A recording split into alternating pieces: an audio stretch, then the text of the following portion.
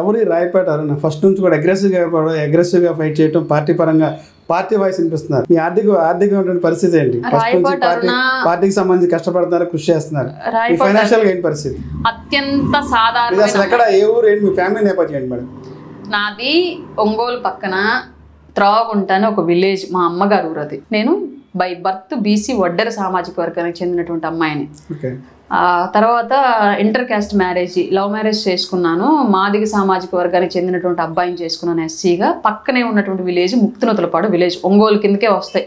అమ్మగారు ఊరు 1వ డివిజన్ కిందకి వస్తుంది, అత్తగారు ఊరు 2వ డివిజన్ కిందకి వస్తుంది. పక్క పక్కనే ఉంటాయి 2 ఊర్లు కూడా. అక్కడే పుట్టాను, అక్కడే పెరిగాను. ఒంగోలులోనే నా చదువు కొనసాగింది. డిగ్రీ పొలిటికల్ సైన్స్ అండి, డిగ్రీ పొలిటికల్ సైన్స్. నాకు ఎలాంటి పొలిటికల్ బ్యాక్గ్రౌండ్ లేదు. ఫైనాన్షియల్ బ్యాక్గ్రౌండ్ వచ్చేటప్పటికి మిడిల్ క్లాసు. మా వారు పొగాకు వ్యాపారం చేస్తారు. నేను మొన్నటి వరకు మార్కెటింగ్ మేనేజర్గా ఉండేదాన్ని.